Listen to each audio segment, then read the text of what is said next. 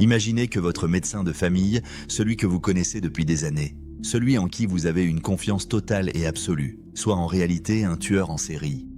Pas un inconnu qui frappe au hasard. Un homme à qui vous avez confié vos angoisses, vos douleurs, votre corps. Un tueur qui vous prend la main, vous regarde dans les yeux et vous assassine avec le calme d'un professionnel. C'est l'histoire de Harold Frederick Shipman.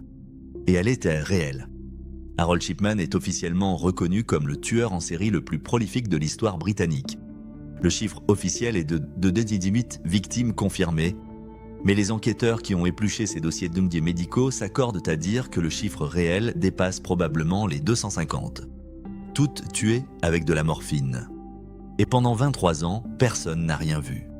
Harold Shipman naît en 1946 à Nottingham, dans une famille ouvrière modeste. Enfant brillant, un peu distant, il est marqué à 17 ans par un événement fondateur. Sa mère, Vera, meurt d'un cancer du poumon. Dans les dernières semaines, le médecin de famille passe à domicile pour lui administrer des injections de morphine. Et à chaque injection, la douleur recule. Le visage de Vera se détend. Elle semble apaisée, presque sereine.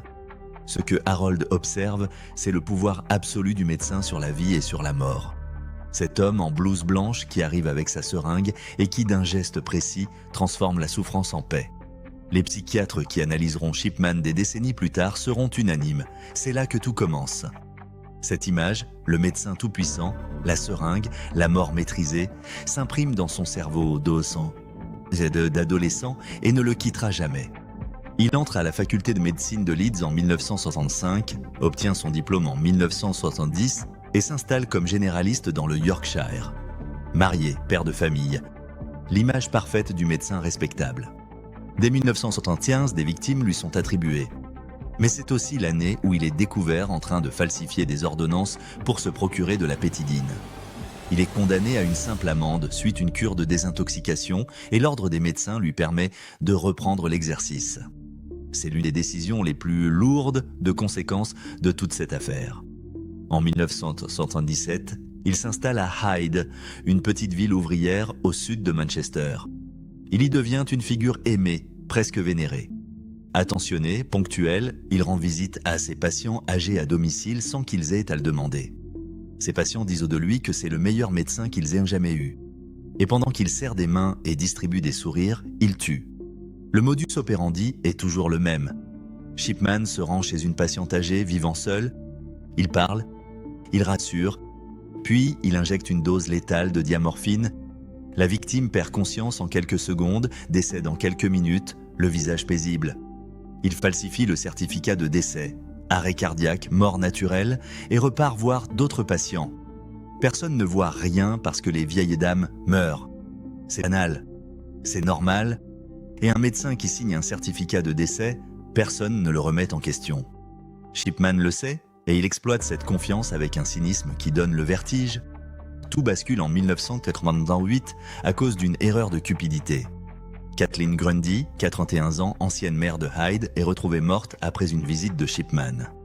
Quelques jours plus tard, un testament falsifié attribué à Kathleen lègue 346 000 livres sterling à son médecin. Le faux est grossier. Sa fille, Angela Woodruff, est avocate. Elle voit l'arnaque immédiatement, contacte la police et obtient l'exhumation du corps. L'analyse toxicologique est sans appel. Taux massif de diamorphine. Kathleen Grundy a été assassinée par injection. L'enquête s'ouvre. Les policiers découvrent un taux de mortalité dans le cabinet de Shipman 3 fois supérieur à la moyenne nationale. Des dizaines de patients morts en sa présence, systématiquement en milieu d'après-midi. 15 corps sont exhumés. Dans chacun, des traces de morphine. Shipman est arrêté en septembre 1998.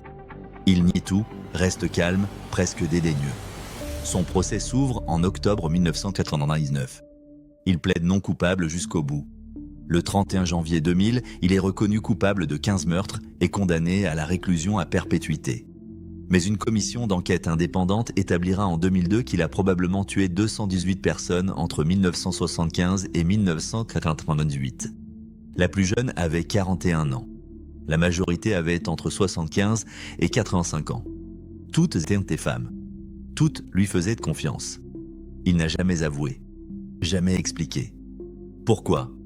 Les profils psychiatriques convergent sur 3 traits: un narcissisme extrême, un besoin de contrôle absolu, et ce que les cliniciens appellent le complexe de Dieu, la conviction d'avoir le droit de décider qui vit et qui meurt. Shipman ne tuait pas pour l'argent. Il tuait parce qu'il le pouvait. Parce que tenir une seringue face à une vieille dame qui vous fait confiance, c'était tenir le pouvoir ultime sur l'existence humaine. Et après chaque meurtre, il retournait à son cabinet.